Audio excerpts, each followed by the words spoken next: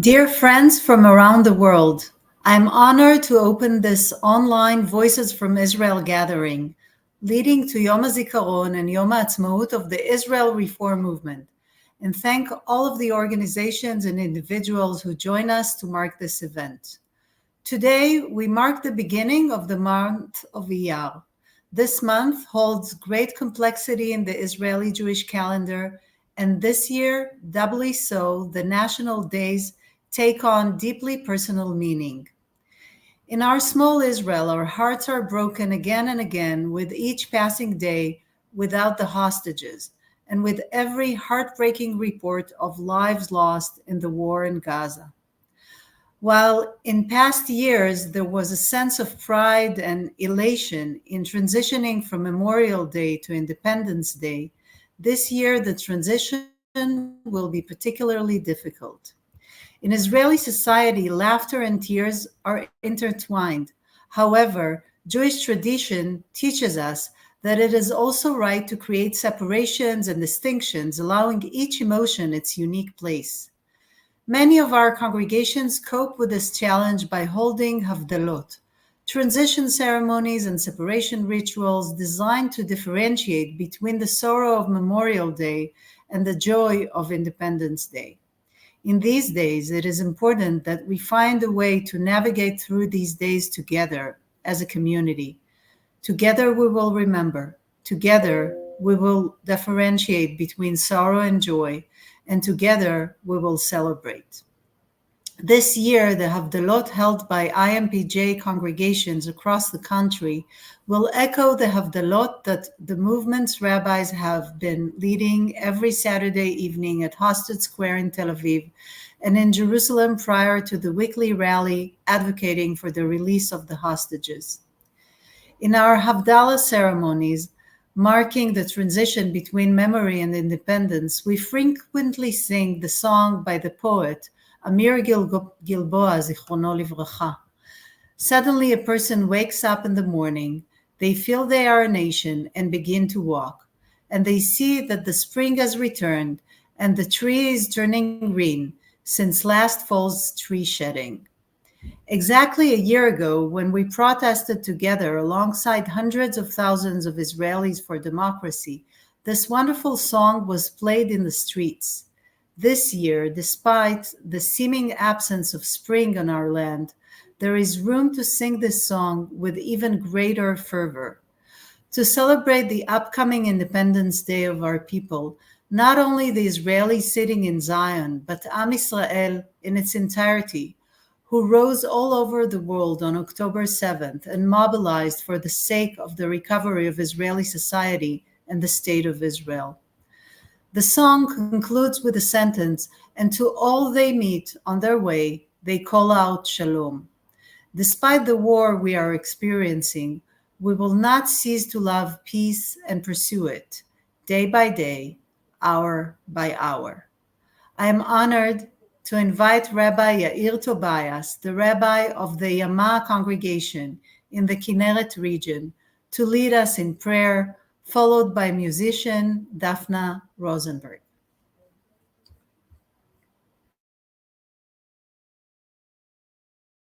Hi, everybody.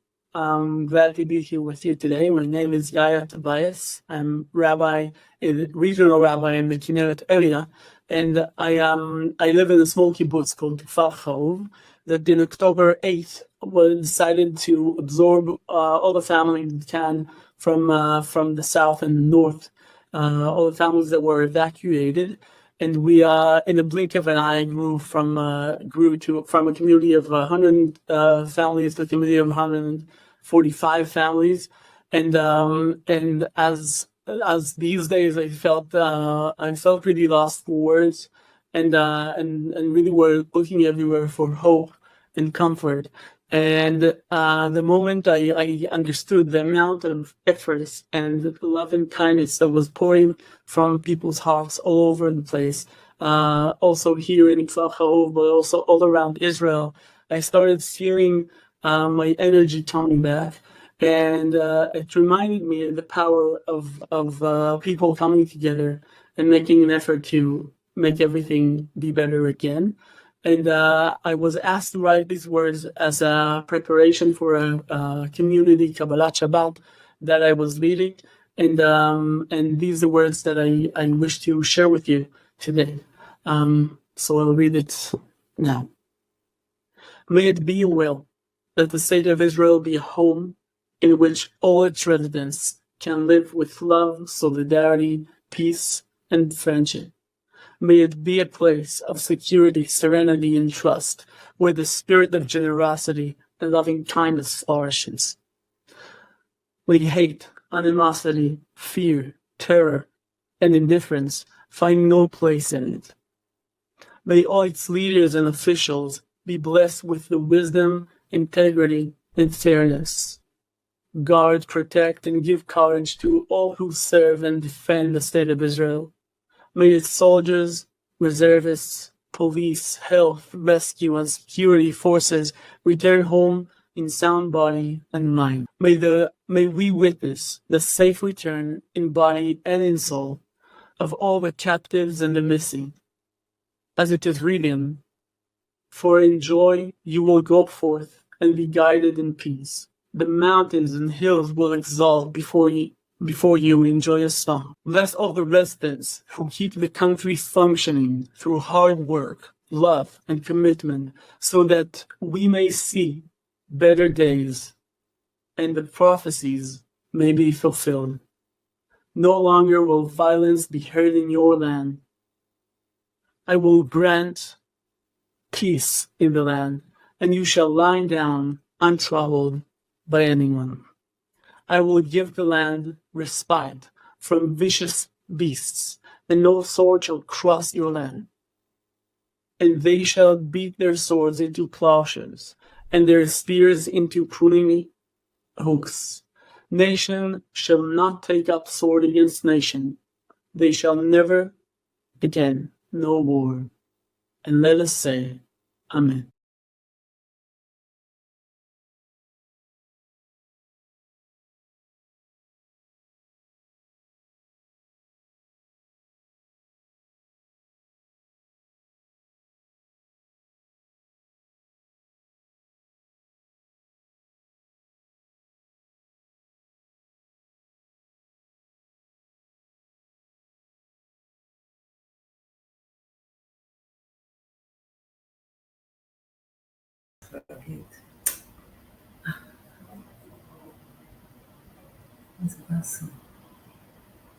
זו דפנה? כן. Tell her to unmute, no sound. לא יישא גוי אל גוי חרב, ולא ילמדו עוד מלחמה.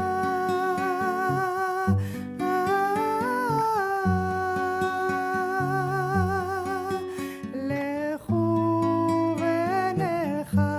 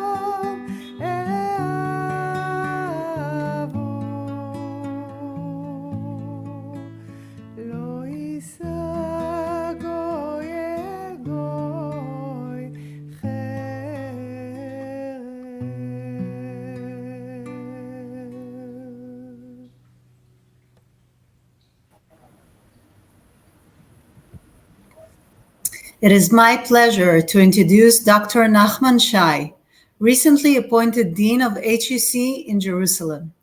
Dr. Shai has held many interesting and significant positions, among them Israel's Minister of Diaspora Affairs and the IDF spokesperson during the Gulf War. Dr. Shai, who's always been a good friend of our movement, will share his reflections with us on Israel on the eve of its 76th year.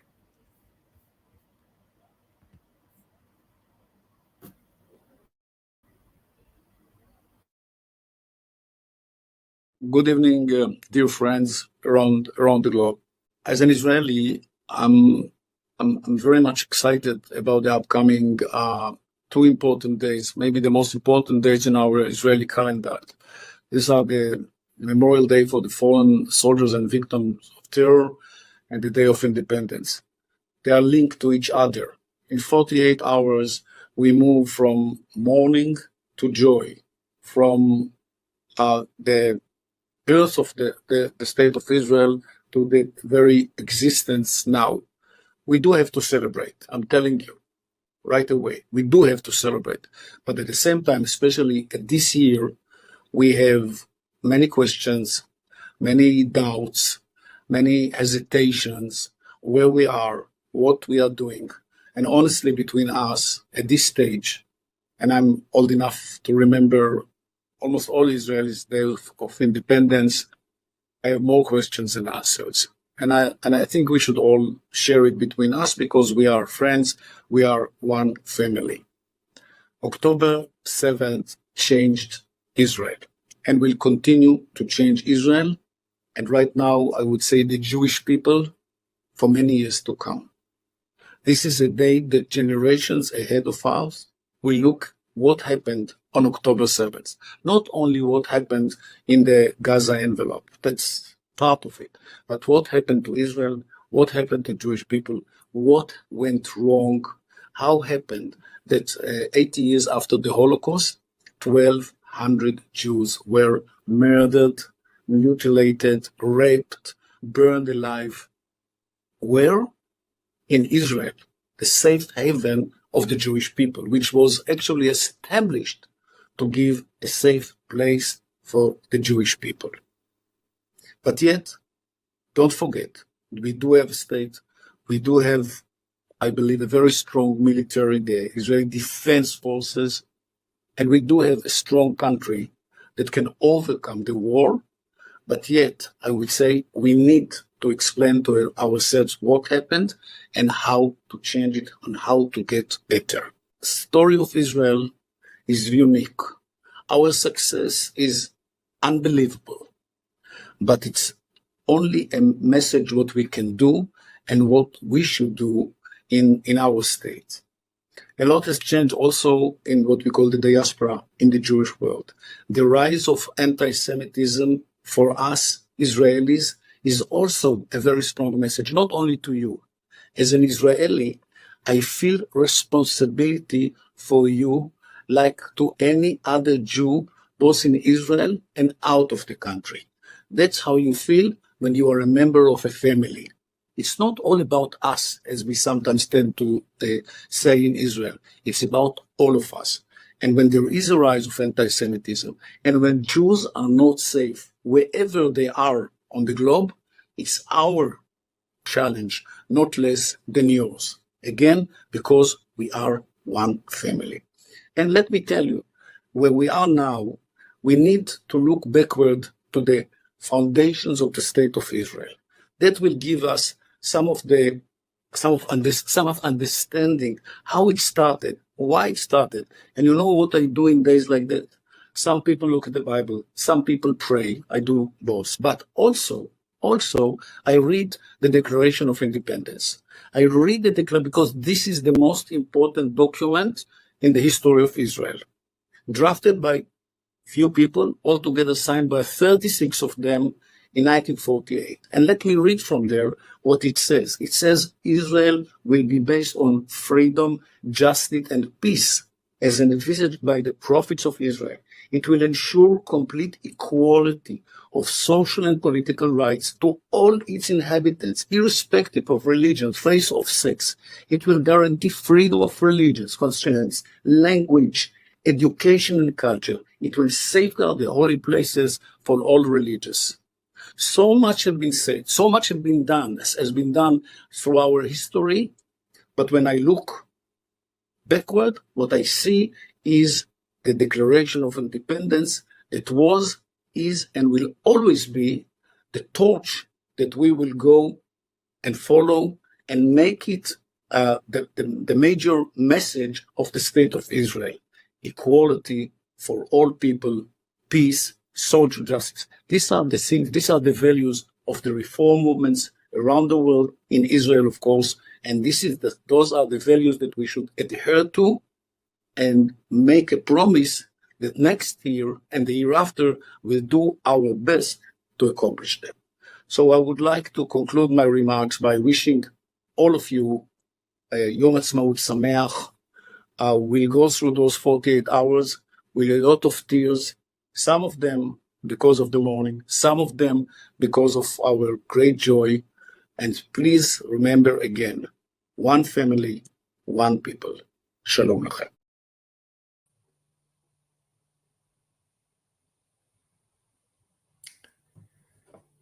Shalom, shalom everyone. My name is David Gilad.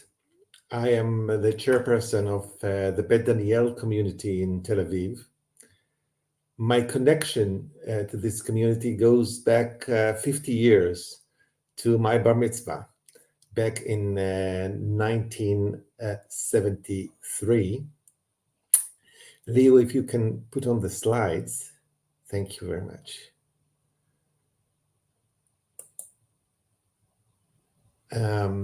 My family lost my elder brother, Danny, in the Yom Kippur War on October 6, 1973.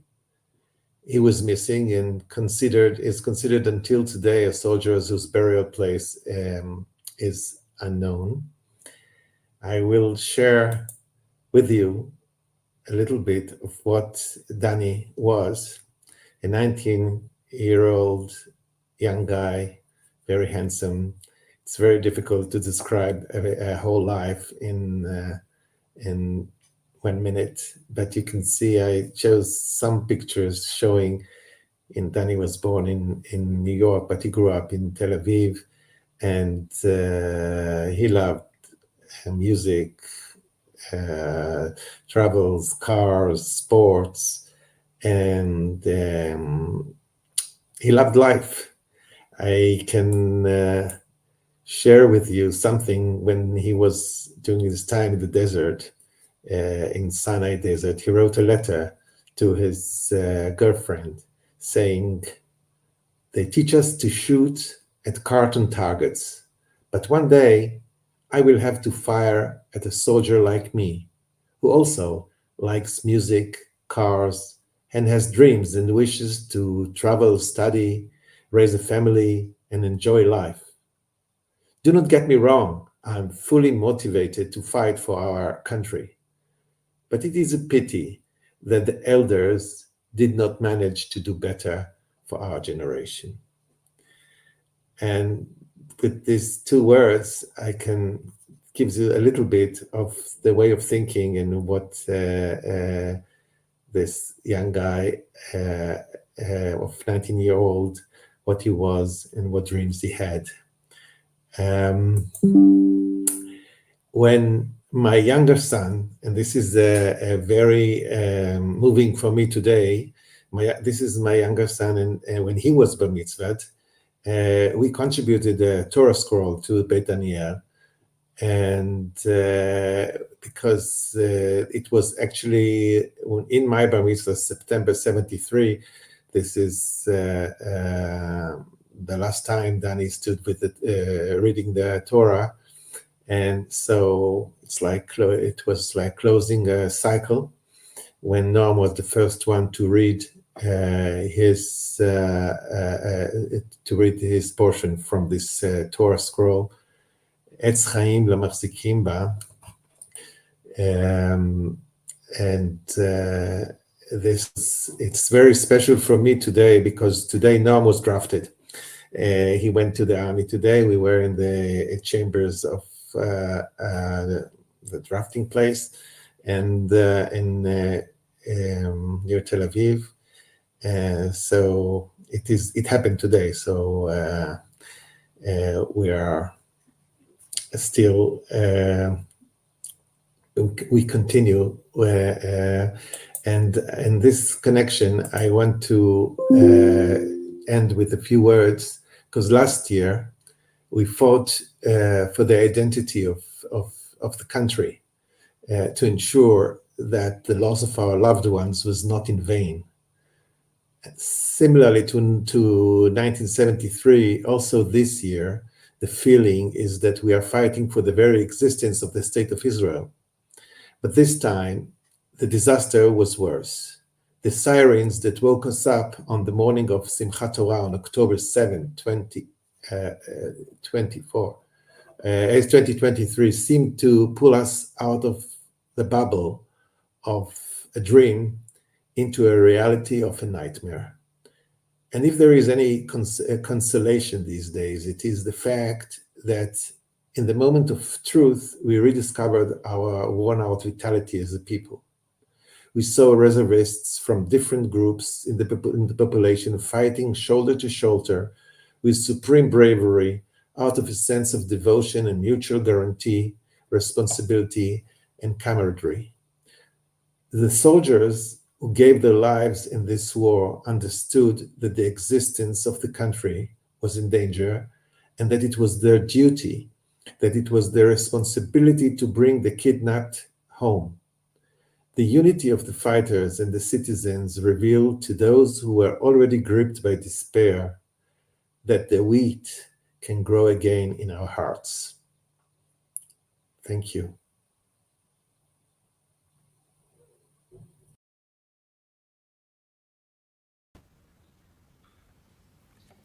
Prayer for healing. Ana elna refana la ana elna refana la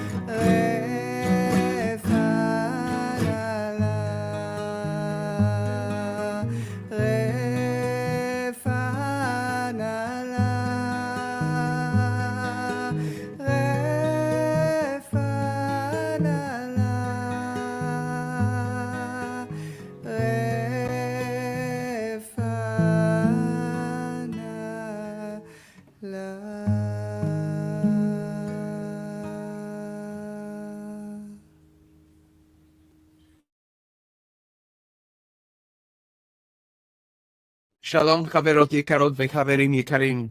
My name is Rabbi David Maxa, and I serve as an executive board member of the World Union for Progressive Judaism. I am also honored to fulfill my role as progressive rabbi in Etzchaim, the progressive Jewish community in Prague, and other communities throughout the Czech Republic, which is a steadfast ally of the State of Israel. Echoing the sentiments of Tomáš Garrigue Masaryk, the first president of Czechoslovakia, I am reminded of his profound declaration: "As far as Zionism is concerned, I regard it as the hope for the future of the Jewish people, and no one must give up that hope." His words continue to resonate deeply with us here at the heart of Europe. It is a profound honor to be a representative of Diaspora Jewry in this IMPJ webinar as we commemorate Yom HaZikaron and celebrate Yom HaAtzmaut together. Like Jews worldwide, the Czech Jewish community has been profoundly impacted by the terrible events of October 7 and their ongoing repercussions. Our hearts have been shattered and burdened with grief, feeling the echo of every heartbreak experienced by our Israeli brothers and sisters. Since that day, our hearts have been held hostage in Gaza, and we have prayed for the hostages at every gathering, at every service. Since then, the tones of Hatikva have been a constant in our lives, a testament to our shared hope and resilience. And as we solemnly remember the fallen Israeli soldiers and victims of terrorism on Yom HaZikaron, and then transition to celebrating Israeli independence and statehood on Yom HaAtzmaut, let us unite in a message of solidarity. We stand with you. Your pain is our pain. Your hope is our hope. Israel is in our hearts. Together, let us affirm, Am Yisrael Chai.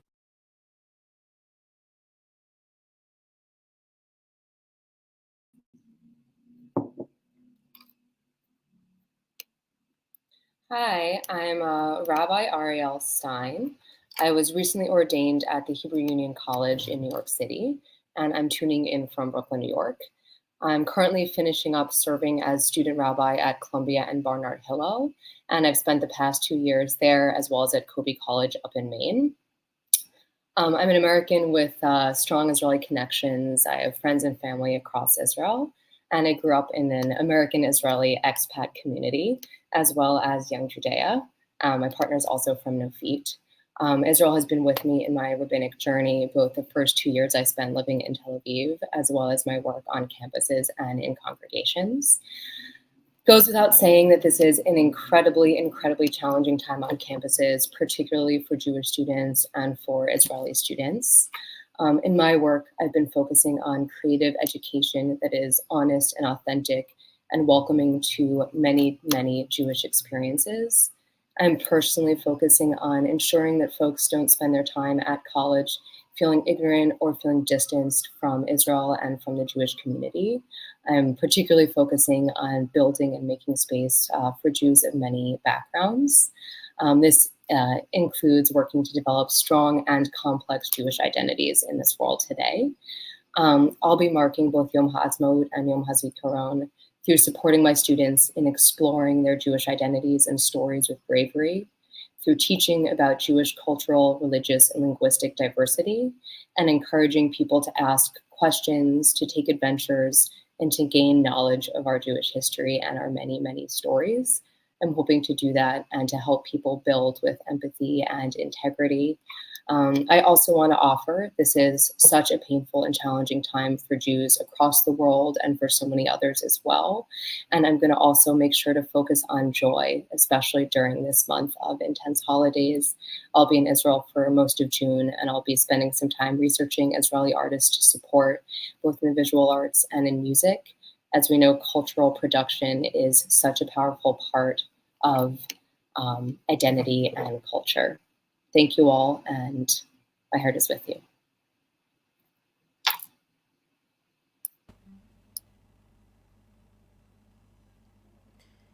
Hello, my name is Linor Engedi. I'm from Kibbutz Mefalsim in Sha'ar HaNegev.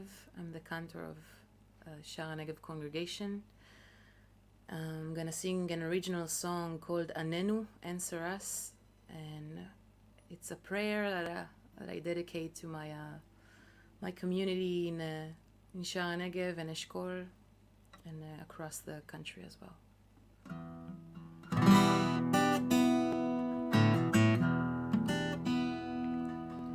One more cloud before the sun shines, one more wave to crash to shore, one more breeze between the leaves rhymes.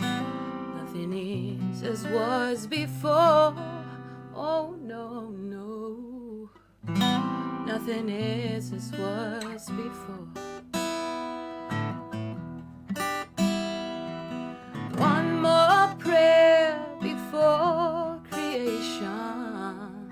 Hold us while we thirst for rain. One more day before salvation. As kingdom comes and love will reign. Yeah, as kingdom comes and love will reign.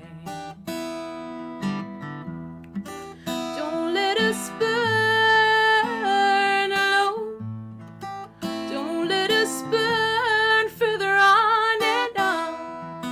See our bodies, minds, and souls. Don't let us burn alone.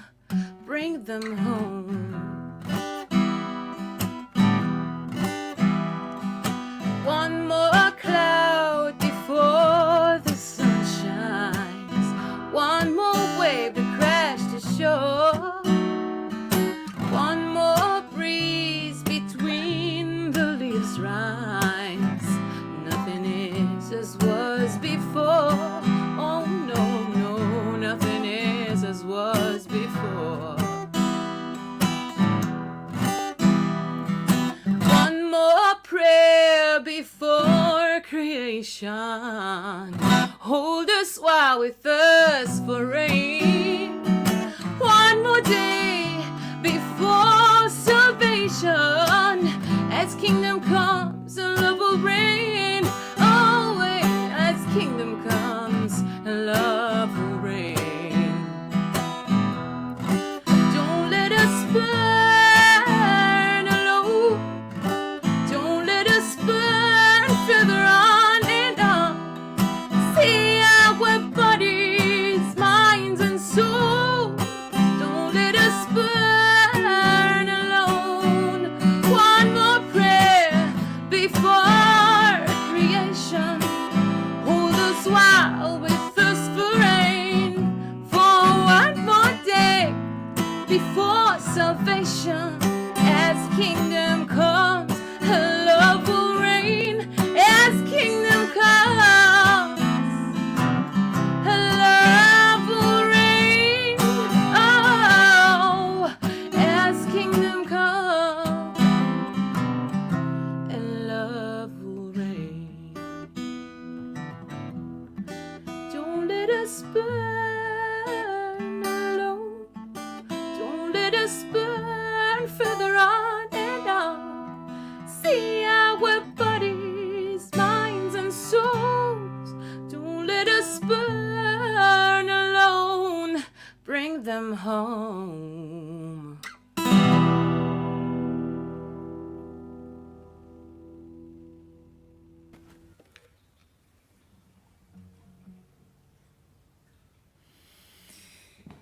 In the midst of these difficult times, may we continue to see the prayer, the divine love coming through us. Shiviti havaya lenegdi tamid. Shiviti havaya lenegdi tamid. Shiviti havaya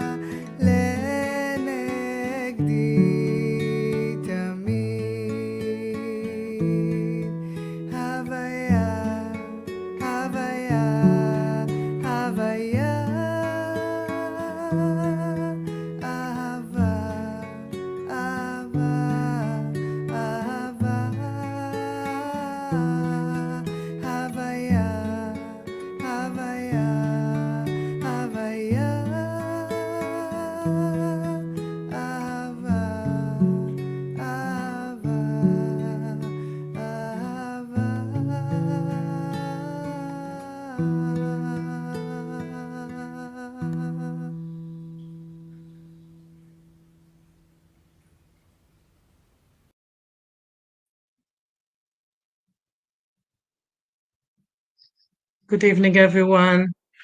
I'm Yael. I'm the rabbi, the regional rabbi of Sha'ar HaNegev Regional Council. A bereaved rabbi for the last 7 months. And if there's one thing I learned from the 7th of October's events and after, is that I really can't tell my congregants that they have to rejoice. And I can't tell them what to feel. And what I really need to do is to listen to their feelings and to understand where they're at. And so I'm going to share with you a little bit about their feelings on these really, really hard days. So what you see here on the left, you see a picture from the last very joyful event we had in Sha'ar HaNegev. It was in October 3rd, Chol HaMoed Sukkot. We had a late bar mitzvah for seniors from all of the region. And you can see us standing outside after the Aliyah LaTorah of those seniors 80 years old and over, rejoicing, not knowing what's coming. And on the right, you can see the remains of a destroyed sukkah from Kibbutz Be'eri. And it says on the bottom, Pesach Nigmar, we are all still in Sukkot. So Pesach is over, well, we are all still in Sukkot. And this is what I hear from my people, from my congregates, people who live in those kibbutzim and communities on the border with Gaza. And every holiday that came since then and until now, if it was Hanukkah, Tu B'Shvat, Purim, Pesach, they say, how come it's Pesach? How come it's Purim? We are still in Simchat Torah. We are still in Sukkot. And that's the main thing that I understand. And it comes to some extreme when somebody wrote in one of the WhatsApp groups, let's cancel all of the Jewish holidays this year and declare it a mourning year. And so my congregants are really sensitive to the feeling that for some Israelis may be business as usual and we continue with our routine, but it's very, very hard for them because they're in grief, not only for over 80 members of the community that we lost, but also I think they're in grief about their hopes that once maybe they held, about being proud of the state, trusting the state and the leaders, and even at the very feeling of belonging to the people, to the tradition, because they feel so much disappointment for everything that happened, and so the grief is very, very wide. The one thing that I think is very relevant is Davka, the Sfirat HaOmer, counting the Omer. Somehow this Jewish idea of counting time is unfortunately very, very relevant for everyone in Israel today, or at least, I don't know for everyone, but for many people. And so with your permission, I would like to recite it. What we do lately is that we do the traditional Sfirat HaOmer, the 50 days between Pesach and Shavuot, and then we continue to counting the days of the war and of the captivity that marks the days that we're waiting for the hostages to come back. So again, with your permission, הנני מוכנה ומזומנה לקיים מצוות עשה של ספירת העומר, כמו שכתוב בתורה, וספרתם לכם ממחרת השבת, מיום אביאכם את עומר התנופה, 7 שבתות תמימות תהיינה. ברוך אתה אדוני אלוהינו מלך העולם, אשר קידשנו במצוותיו וציוונו על ספירת העומר. היום 17 יום, שהם 2 שבועות ו3 ימים לעומר. Today is 260 days of war and captivity that are 5,184 hours and 311,040 minutes of war and captivity. And so, as I told you, people are saying, let's cancel Yom Ha'atzmaut. Let's ignore it. Let's not celebrate it at all. Not even celebrate with tears. Not even like deeply reflect about the meaning of the day. Nothing. Let's do nothing. Some people say that. Some other people saying let's mark the day but not celebrate it. So it's going to be a little bit like another Memorial Day, or maybe there will be. I think that we are in times now where crucial days, that what's happening the next days is going to determine whether Yom Ha'atzmaut in Israel is going to look like a celebration or going to look like another memorial, or maybe even events of demonstrations and rebellions in the streets. And so we'll see about that. What I can suggest, I'm going to suggest a few ideas that I think that are not going to be new for you, and I'm going to go fast over it. But first of all, if we treat Independence Day as the birthday of the state, then what do our traditions say about birthday? Not much, because our tradition treats birthday as a Gentile's thing to do and not a Jewish thing to do. But I did find a few texts that are saying, yeah, if you're already doing that, let's use it as a day of soul searching, repentance, look into our deeds, and correct what we need for the next year. And so I suggest that we use, I had my personal birthday yesterday, and I do identify a lot with the idea that birthdays should be a time for reflection on both our achievements and our challenges that lie ahead of us, and get good decisions for the future. But I want to say to you, and I want to share with you my feeling that you can't really do repentance and a soul searching if you don't acknowledge the realities. And so I think that the realities in Israel now, everybody should know, everybody knows, they are really, really severe. And we have a government that refuses to take responsibility for the disaster of October 7th. We have all these slogans about complete victory, while many failures are piling up. And of course, the main failure is about releasing all these hostages that are still not released. But I want to tell you that I think the worst thing that is happening in Israel now is that we have leaders that refuse to present any vision for the future of Israel, besides an endless war and endless hatred and revenge. And, I feel that once it was clear to everyone that war is a bad thing, we should aim to end the wars as soon as we can.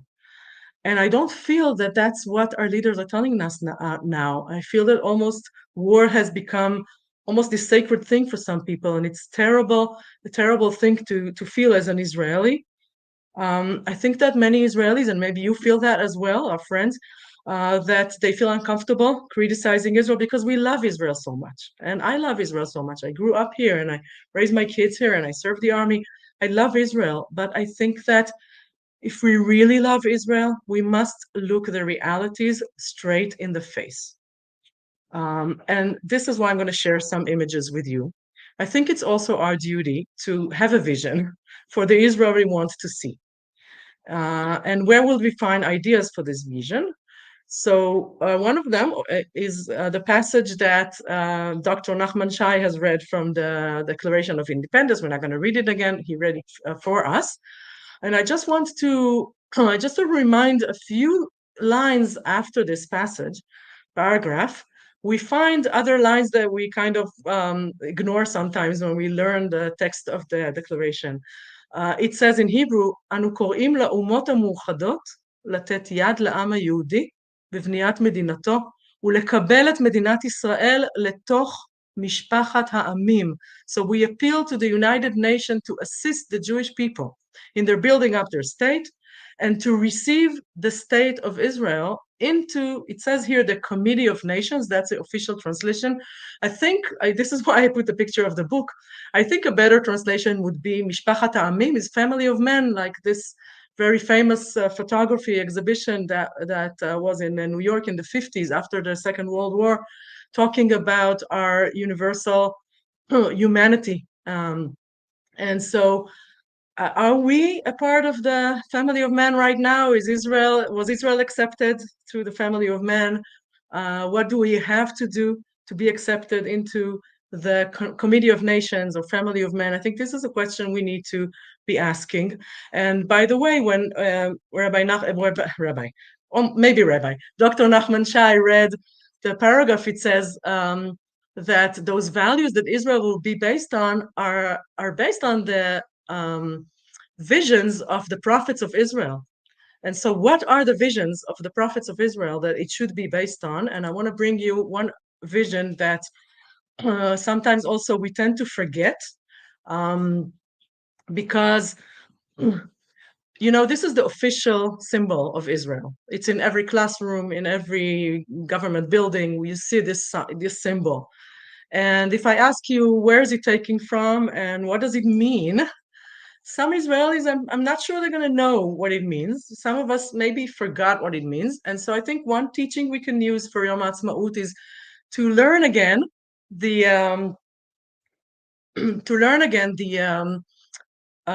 source for this symbol. And the source is from the prophet Zechariah, that that the angel is showing in this vision. So the symbol of Israel is a vision that the prophet Zechariah saw. And even Zechariah didn't understand what it means.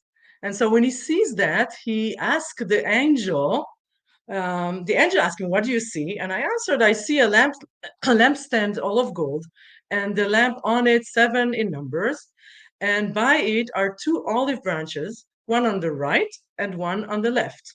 And then Zechariah doesn't understand, what does that mean? And so I asked the angel who talked to me, what do those things mean, my Lord? And he explained it to me as follows. Not by I can't see. Well, not by might and not by power, but my spirit, said God of hosts. And so this is what the symbol of Israel means, right? If it's taken from this vision, whenever we look at this symbol, we need to think about not using all the might and all the power we have, rather, developing our spirit and giving a lot of room for our spirit. And now I'm going to show you what we actually do, because one of the most known symbols of the celebrations, the traditional celebrations of the Day of Independence in Israel, is a flyover of fighter aircrafts that demonstrate how they fly, and they have all these forms that they fly. It flies all over the shores of Israel. People go out and they wave to them and they look at them, and it's very impressive. Many years, I remember that as a child, how we were excited from this flyover. I want to tell you that the residents of Sha'ar HaNegeb, of the Gaza border community, is now, cynically laughing about it, say, we don't need a demonstration. We have it for real. We have all these fighter aircrafts above our heads all day and all night long. And the thing that bothers me here is that it seems like we are really good in showing our military power. But I'm afraid, and I'm saying it with a lot of love to Israel and a lot of worries, that spiritually and morally and maybe ethically, we are not in a good place now. We are weaker. So we are waving our power, but we feel weak. I think some of us feel weak. And this is why I think we're losing some of the young generation. It's not because they are disconnected from their Jewish values. I think they're telling us, and demanding us to live by our Jewish values, which we just read about. And since we marked Yom HaShoah, the Holocaust Day, we are still in the week of the Holocaust Day. I want to share a few things that has to do with that. Well, what are Jewish values? Okay, so you see here a sign saying the words "Le'olam lo od ze achshav." So it's a demonstration, of course, for the bringing back the hostages, and it says "Never again is now." Okay, and of course, it touches all of our hearts, since we really want those hostages back. But again, I'm bothered with the fact that "never again is now" is used by most Israelis just for us, just for Jews. And I'm going to read to you something that I read many years ago. It's an article by a Holocaust survivor in the name of Yehuda Elkanah. I don't know if you know it. It was very famous in Israel, and it was published in Haaretz in 1988. And he says, two nations, metaphorically speaking, emerges from the ashes of Auschwitz. A minority who assert this must never happen again. And a frightened and haunted majority who asserts this must never again to us again. And this is a question I'm sharing with you. Where are we right now as a Jewish people? Are we never again to us, never again to all humanity? And I want to share with you this unbelievable photograph of a Holocaust survivor who decided at this Memorial Holocaust Day to stand in front of the entrance of the Yad Vashem Museum for the Holocaust Memory with this sign saying, if we lose our compassion for the other, we have lost our humanity. I think this is amazing. I think that this is a voice that is not heard enough in Israel. And then I want to read with you two very short paragraphs of two Dutch women who actually lived one street from one each other. It's Anne Frank and Etty Hilsum. That also amazing to see, although they experienced the most horrible situation, how full of humanity, love, compassion, and hope they had.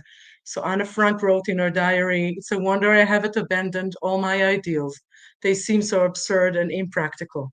Yet I cling to them because I still believe, despite of everything, that people are truly good at heart. I simply can't build up my hopes on a foundation consisting of confusion, misery, and death. I see the world gradually being turned into wilderness. I hear the ever-approaching thunder, which will destroy us too.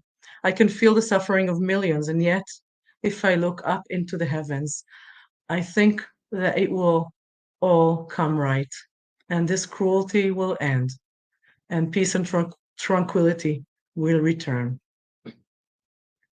And Etty Hilsum, a little older than Anne Frank, but again, a Dutch woman who was murdered in Auschwitz, but had 2 years. She wrote her diaries between 1941 and 1943. And it's a fascinating text, a very long text. I only brought you a few of it. She writes, "I find life beautiful and I feel free. The sky within me is as wide as the one stretching above my head. I believe in God and I believe in men. And I say so without embarrassment. One day we shall be building a whole new world. Against every new outrage and every fresh horror, we shall put up one more piece of love and goodness, drawing strength from within ourselves. We may suffer, but we must not succumb." And so with this, I think, again, looking at the realities in Israel, so having these words of these amazing women in the back of our heads, I want to share with you, again, some of the realities that I think we should all know and look straight in the eye. And this is just one example. I could bring about hundreds of these, but just one example of April 25th, it was Chol Moed Pesach. It was very, very hot outside. And on the right, you see the ad that was running in some right-wing activist groups saying, "Tzahal kavash, anachnu meyashvim," the IDF conquered and we will settle. So extreme right-wing activists call and want to march into the Gaza Strip to resettle there. And then because some of us heard about this, we organized, or some organizations organized another demonstration that they call it Marching for Life, Stopping the War, and trying to avoid, the disaster of resettling the Gaza Strip. And so this happened actually in the Sha'ar HaNegev Junction. So it's my area. It's the center of the region that I work with. And so I went to participate in that. The big sign says Leman Chaim, for life. And there's a little sign saying don't dare to even think about resettling Gaza. And there are different, just residents of the area and other peace activists just demonstrating to prefer the value of life over endless war and over death. And it was really, really very hot. but very brave people who stood there. And still, we are, I think, a minority in Israel, people calling to prefer the value of life. And you can see here, so that's my sign in the center. Again, it says, "Uvacharta b'chaim." Of course, it's a quote from Deuteronomy 30. God says, I put before you life and death, blessing and curse. Choose life.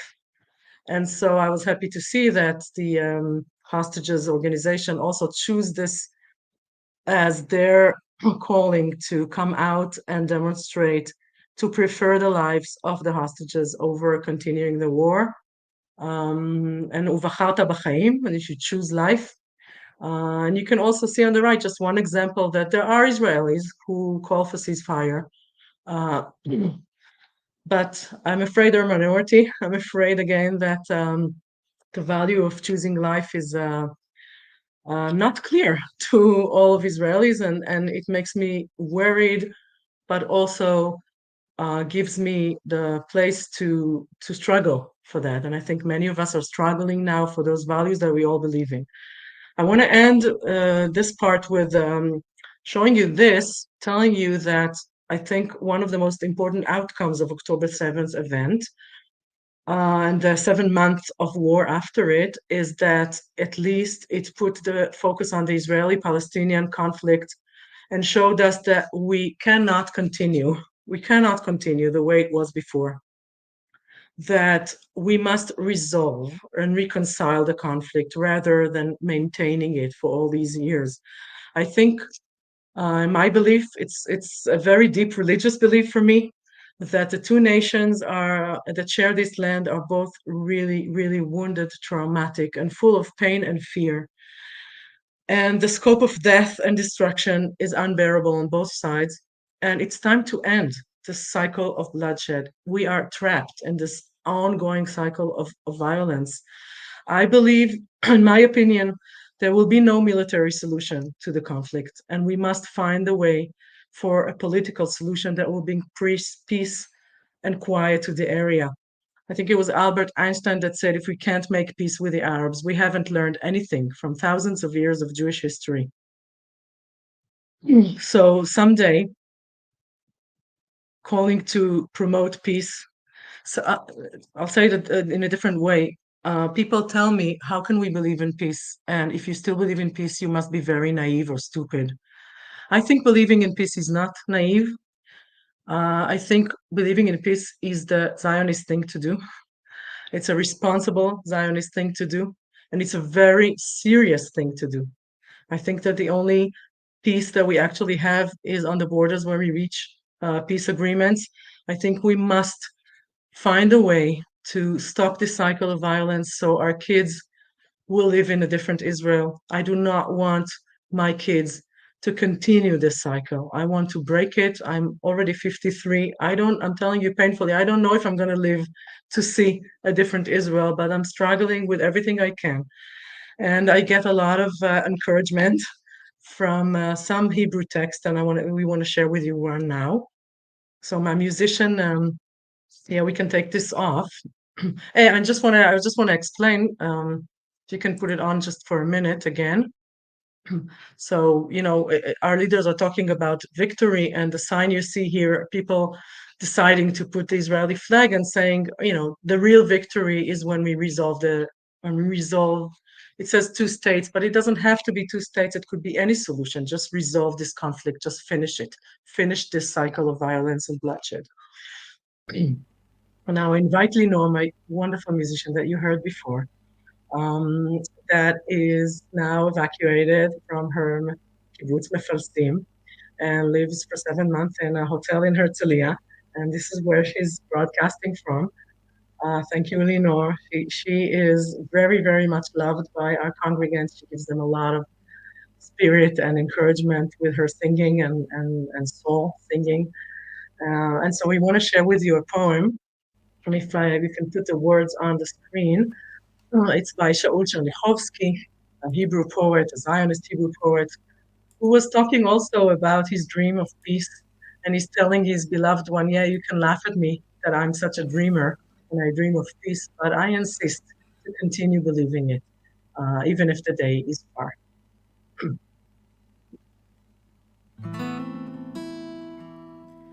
שחקי שחקי על החלומות, זו אני החולם שחקי כי באדמה מן, כי עודני מאמין בך, שחקי כי באדמה מן, כי עודני מאמין בך,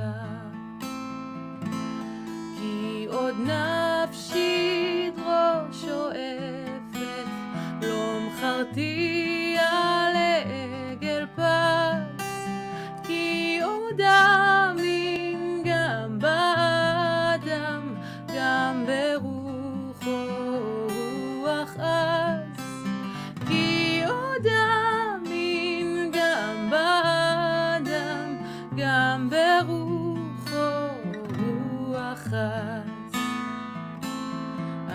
אמינה גם בעתיד, אף אם ירחק זה היום, אך בו יבוא יישאו שלום, אז וברכה לאום מלאום, אך בו יבוא יישאו שלום, אז וברכה לאום מלאום.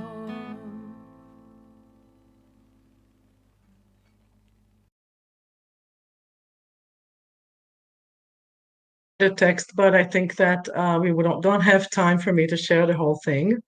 So I'm just going to tell you about it, and I can send it to you later, I think, because I think we're above time. So this is a midrash I wrote about prophecies and about what do prophets hear, and talking about how sad I am about the prophecy that Rivka, our mother, got about this endless struggle and war between her two sons.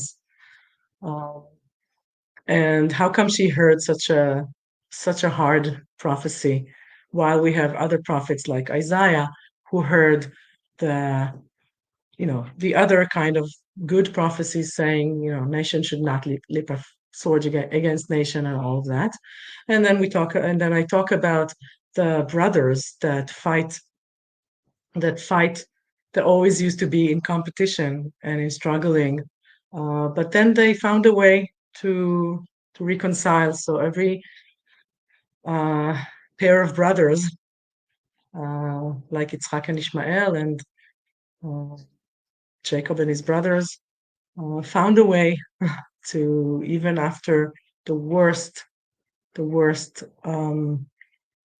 bad feelings and conflict between them, to come back and reconcile. And that's why I continue to talk about how Chernichovsky have kind of made the prophecy that Rebecca heard different when he's saying Isu az uvracha le'om mil'om, instead of le'om mil'om will always be, nation to nation will always be in competition.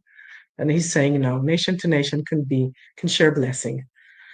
And so, Leo, I'm somehow not able to do it. Can you move to the last slide? Yeah.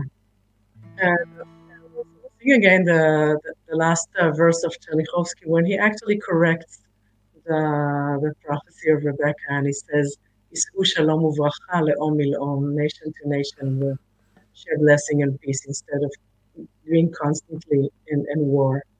And then we'll pray for shalom b'mromav, and instead of saying Yaseh shalom, we might say Naaseh shalom, so we will make the peace, because it's really our responsibility. Again.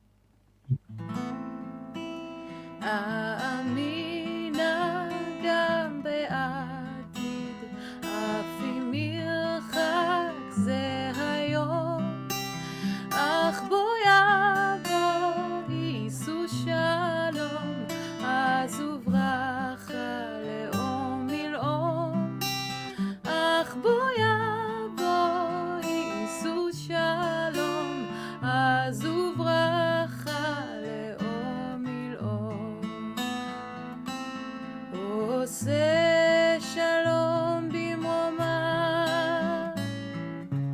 הוא יעשה שלום עלינו ועל כל ישראל, ואמרו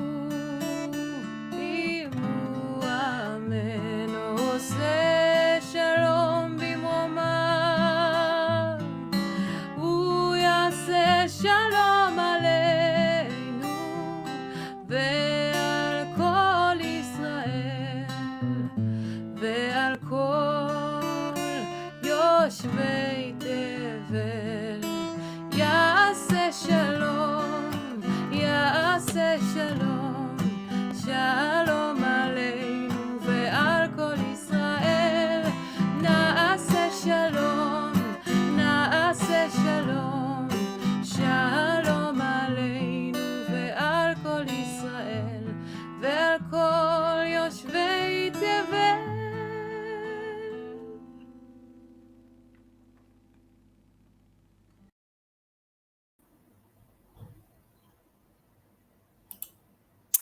Thank you, Yael, for your inspiring and moving words. To conclude this special event, a few words about the Israel Religious Action Center. The document which presents the basic values that we aspire to implement is the Declaration of Independence, and especially the paragraph which was quoted both by Dr. Nachman Shai and by Rabbi Yael Vogel. We at IRAC have been working for many years to implement the values of equality and freedom. We promote freedom of religion. Just today I was at the Kotel for Rosh Chodesh Iyar. We fight exclusion of women on buses and in cemeteries. We oppose racism and demand equal rights for the Palestinian citizens of Israel. We protect LGBTQ rights. We recently abolished the discrimination that prevented gay couples from adopting kids in Israel. And we assist new immigrants. The past 16 months have been the most challenging we have ever experienced. First, facing an extremist government that opposes our values and taking part in the unprecedented pro-democracy protest, and then facing the atrocities of Hamas and the ensuing war with so much pain and suffering all around us. But amid the darkness, there is hope. Last year, we saw the amazing awakening of the Israeli liberal public standing up for democracy and human rights. Since October 7th, we saw the strength of Israeli civil society that lent a hand to all those in need, hostage families, bereaved families, people who were evacuated from their homes, and those who were wounded in body or in soul. We also witnessed the incredible support and solidarity of the Jewish world. The sense of Jewish peoplehood is stronger now than ever. We just heard Lenora singing so beautifully the song of Shaul Chernichovsky, Sachki, Sachki, I believe, for I still believe in humankind, in its spirit, strong and bold.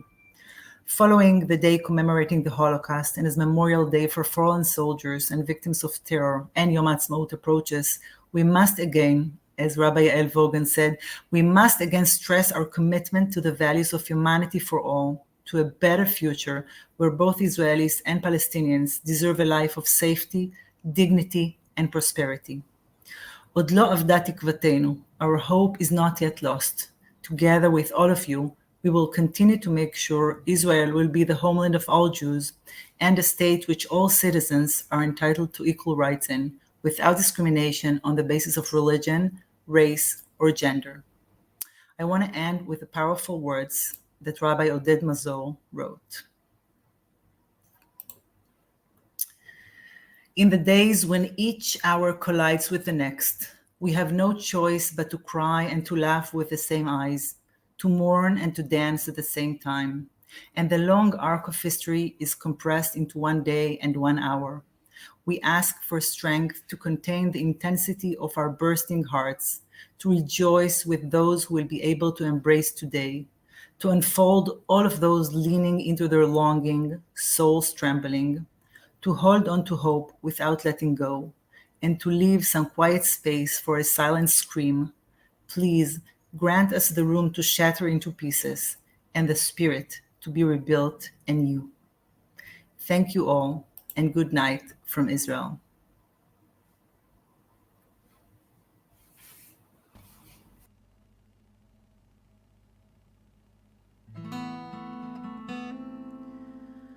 כל עוד בלבב